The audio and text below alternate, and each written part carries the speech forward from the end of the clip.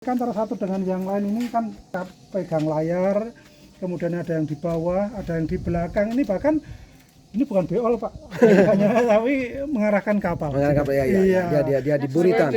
Dia di haluan, ini buritannya. Iya betul Pak. Jadi kapalnya sesuai dengan arah yang dituju. Di Borobudur itu pada tahun 1992 itu ada kunjungan Philip dari mantan marinir berkebangsaan Inggris meneliti kapal-kapal tradisional yang ada di Borobudur. Melihat kapal yang ada di sini, terutama yang sebelah utara itu malah lebih besar lagi, kompleks ya. Kemudian dia minta kepada Nicholas Burningham dari Australia untuk menggambar secara 2 dimensi. Setelah digambar, dibuatkan kapal yang mirip seperti Borobudur oleh S.A. Abdullah dari Pagunungan Kecil Madura. Setelah jadi dibawa Rong Samudra uji coba dari Madura ke Bali, dari Bali dibawa ke Jakarta, kemudian di Jakarta itu pada tahun 2004 diresmikan oleh Presiden Megawati Soekarno Putri. Kemudian dibawa Rong Samudra sampai Madagaskar, sampai kemudian Semenanjung Harapan, pernah layarnya sobek, tiang layarnya pernah patah, ya, diperbaiki di laut hanya 2 hari Pak. Di akhirnya kemudian sampai di Madagaskar, sampai di Semenanjung Harapan yang ada badainya itu sampai di Afrika terakhir. Nah, kemudian dulu pada waktu itu terinspirasi oleh Borobudur. Pada waktu abad 8 kapalnya sederhana tapi sudah sampai di negeri orang gitu Pak. Akhirnya kapal itu sampai di Afrika, kemudian dicopoti, sekarang dipasang di Museum Kapal Samudra Raksa berada di Sumatera. Kalau ini cerita tentang Buddha, tadi ketika Siddhartha Gautama setelah besar, dia menjajah desa Milangkori, dalam arti mencari pengalaman sebanyak-banyaknya dengan cara turun ke desa. Dia ketemu dengan orang tua bungkuk pakai tongkat dibantu oleh anak kecil, kemudian berjalan lagi, dia ketemu dengan orang tua yang sakit. Nah, di sini sakit, kemudian di sini ketemu orang mati. Nah, dia ketemu orang meninggal di sini. Ya. Kemudian yang keempat, dia ketemu dengan pendeta, walaupun pendeta ini walaupun tua, sakit, mati pun bukan ancaman bagi dia. Karena apa? Dia selalu dekat dengan yang kuasa.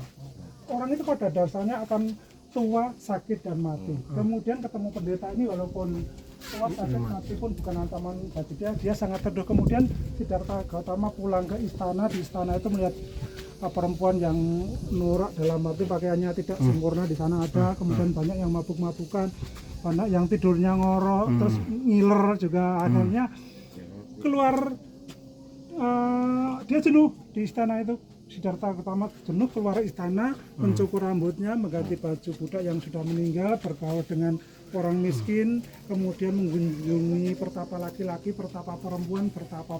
Akhirnya pada tanggal 15 bulan Visakha dia menjadi Buddha. Kita naik Bapak Ibu, kita karena kita naik. dibatasi waktu 1 jam. Oh ya, oke. Ini lantai ke tingkat ke? Ini di tingkat 1, jadi undak selasar di tingkat 1. Ini tingkat 1. Kita mau naik ke tingkat 2. Ini tingkat 2, 3, 4, 5 nanti sampai 10 Pak. Jadi semuanya ada 10 tingkat dasa bodhisattva bumi atau 10 tingkatan menuju kesempurnaan.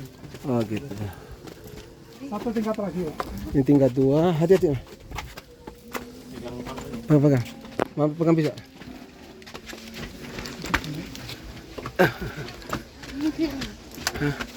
Hati-hati, berpapasan dengan orang. Ini tingkat 3.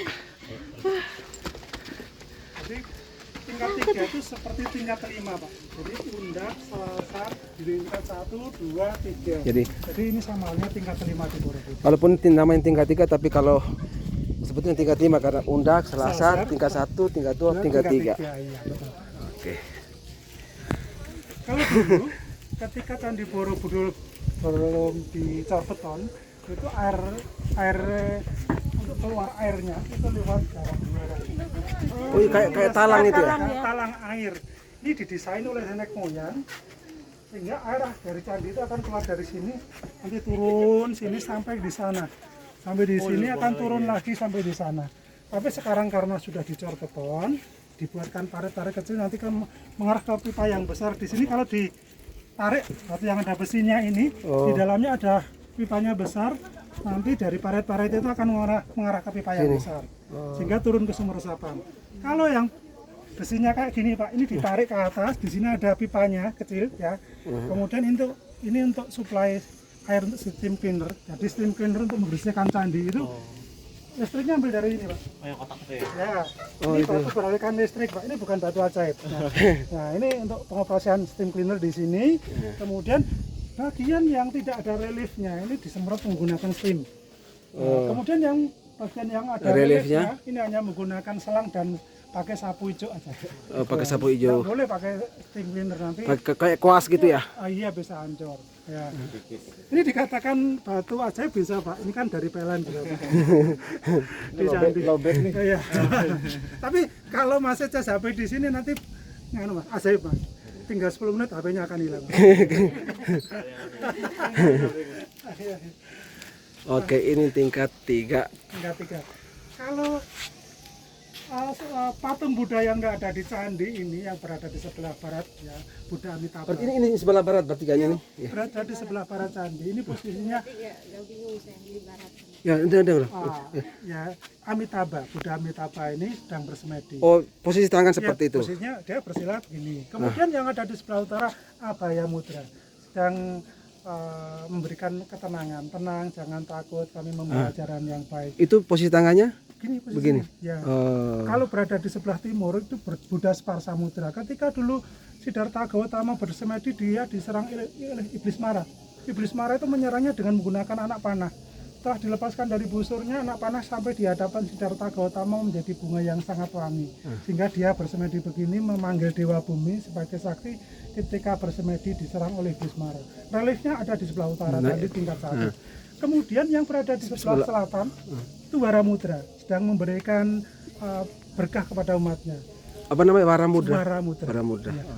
Kemudian di tingkat 5 itu menghadap semua arah Buddha Vairocana. Tangannya begitu. Bentuknya seperti ini. Jadi bersifat pengajaran. Pengajaran itu mohon maaf Bapak Ibu kalau putra-putri punya putra-putri, cucu atau ponakan itu kalau diajari nggak mau sentil aja gini aja. Mengingatnya mudah sekali. Oh, disentil. Ya. Kemudian yang ada di atas nanti pada stupa-stupa itu yang duduk bersemedi posisinya Dharma Cakramudra. Ya, sedang memutar roda. Dharma Cakramudra. Sedang memutar roda Dharma. Dia akan duduk di atas bunga teratai. Jadi orang yang selalu menebarkan kebaikan dia akan terlahir lagi seperti bunga lotus. Jadi bunga lotus yang berada di tengah kolam akan terlihat bersih dan indah. Samanya kalau kita selalu menebarkan kebaikan, kita juga akan sama terlihat bersih dan indah. Oh, itu makna-maknanya ya. Ya, makna filosofi. Kemudian Bapak Ibu, pada gapura Candi Borobudur ini, ya, sistem penguncinya adalah sistem pasak. Ya. Oh ya, ini kalau Iya. bahaya ya bisa. Jadi batu yang ada di sini diimpitkan ke sana, yang sana diimpitkan ke sana. Ya.